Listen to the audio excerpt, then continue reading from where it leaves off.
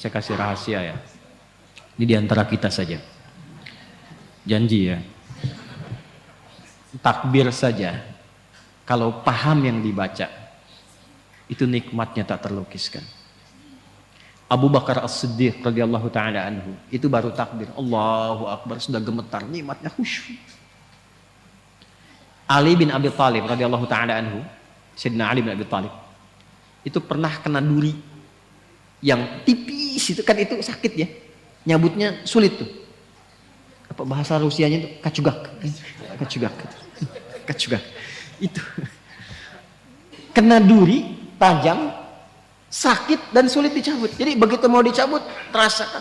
Ada sahabat bilang begini, temannya, kawan beliau, saya tahu kapannya waktu yang tepat untuk mencabut. Begitu takbir, Allahu Akbar, takbir, itu dicabut durinya, bahkan tidak ada perubahan di ekspresi wajahnya, sama persis dengan saat mulai bertakbir. Gitu. Hanya satu kalimat, Allahu Akbar. Ucapkan di lisan, terjemahkan di pikiran, Allah Maha Besar. Di pikiran kita mengikuti, menerjemahkan. Sebab kalau pikiran tidak mengikuti, setan memiliki celah. Namanya khanzab. Ada setan penggoda orang sholat namanya khanzab. Saya tidak berani menjanjikan, tapi satu saat kalau kita nanti ada waktu, kita ngaji khusus fikih setan. Sepakat? Halo, jangan lihat saya begitu ya.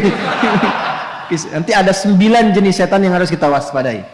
Dari mulai setan wudhu, setan rumah, setan kantor, terus setan pasar. Ada bu, setan pasar. Sekarang sudah mulai keren, jadi ke mall. Gitu. Itu yang bikin ibu kalau ke mall itu pulang ke rumah masih ingat tas yang ibu lihat itu. Nah itu artinya pengaruh setan melekat sampai ke rumah. Gitu. Ibu belanja tuh, padahal beli makanan aja, tapi pulang ke rumah mau tidur, tadi ada yang bagus deh tas di sana itu gitu. Nah itu ikut tuh. Udah lama tas kan masih banyak tuh, yang penting fungsinya bisa jadi ibadah. Oh iya ya ya Allah, itu kan dihisab. Tapi yang tadi juga bagus kok itu. Itu ke bawah. Itu setan pasar. Ya. Nah ini setan orang menggoda orang salat. Kata Nabi langsung dalam hadisnya, ketika kita mulai bertakbir, idza kabbara aw bima ma'na kama qala Rasulullah sallallahu alaihi wasallam, fayaqulu syaitan, maka setan mulai beraksi. Ya. Dia berkata, uzkur kada, ingat ini, ingat itu. Ini kalimat ini sering saya sampaikan. Tadi kan sebelum Isya ya, waktu sebelum takbir kan kita fokus saja kan. Istau, khusyuk, sudah tahu. Khusyuk, fokus. Nggak ada ingat apa-apa. Tapi begitu takbir, Allahu Akbar, langsung muncul semua di kepala tuh. Ini hujan berhenti apa enggak?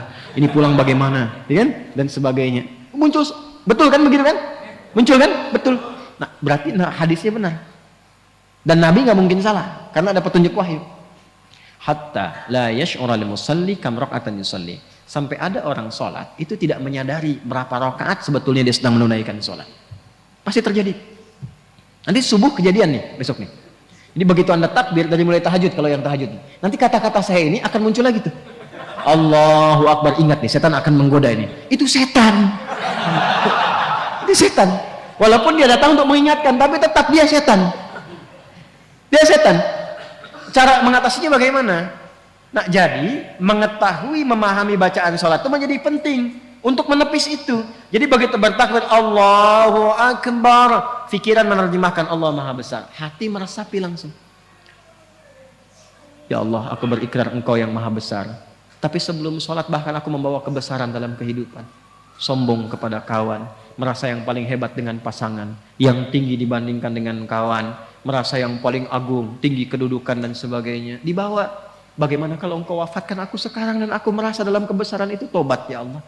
Aku mohon ampun. Ini yang membuat Abu Bakar As-Siddiq radhiyallahu taala anhu, sahabat terbaik, imannya tinggi, dekat dengan Nabi, hidupnya membersamai Nabi, hijrah jadi pendamping Nabi, di kuburan menjadi teman Nabi, di akhirat membersamai Rasulullah. Itu takbir Allahu Akbar sampai menangis mengingat itu.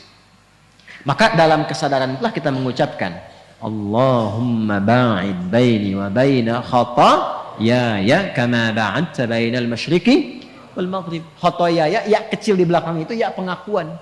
Ya Allah, saya mengakui saya ini banyak salahnya. Hamba ini banyak maksiatnya ya Allah. Sedangkan hamba masih mengaku hambamu. Hamba berharap surgamu, hamba berharap pertemuan dengan Rasulullah, tapi hamba mengakui hamba banyak dosa.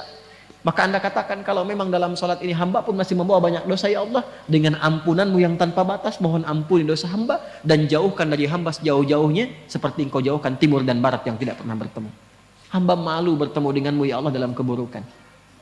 Itu maksudnya. Maka kita katakan juga di doa yang lain, ada 12 jenis doa iftitah. Ini atau wajjahtu wajhiya lilladzi fatara as-samawati wal arda hanifan musliman wa ma ana minal musyrikin. Inna salati wa nusuki wa mahyaya wa mamati lillahi rabbil la syarika lahu bidzalika umirtu wa ana minal. Makanya doa itu seringkali disandingkan dengan pembuka juga iftitah. Allahu akbar kabira walhamdulillahi subhanallahi bukratan wasila. Baru masuk ke wajjahtunya. Itu untuk menguatkan kepada jiwa. Ya Allah, aku merendah, aku pasrah. Hamba yang banyak salah. Aku hadapkan dirimu sepenuhnya, pasrah, sepasrah-pasrahnya pada penguasa langit dan bumi. Saya sholat, saya beribadah, bahkan hamba hidup, bahkan engkau wafatkan hamba sekarang dalam sholat. Hamba pasrah, ya Allah. Yang penting engkau akui hamba sebagai seorang muslim. Hamba berjanji, kalaupun setelah sholat ini diberikan kesempatan hidup, maka hamba akan menjadi muslim yang patuh dan baik setelah ini. Wa ana minal muslimin. Buktinya apa? Setelah sholat dibawa nggak kalimat itu? Nggak terbawa karena belum memahami. Mau sampai kapan seperti itu? Sedangkan kita sudah ribuan kali menunaikan sholat. Kenapa dari sekian ribu itu tidak ada yang kita usahakan untuk menikmati sholat itu? Sudah nikmat belum? Tapi kan yang penting benar rukunnya, Ustadz, betul. Dan itu mengangkat kewajiban, menghilangkan dosa.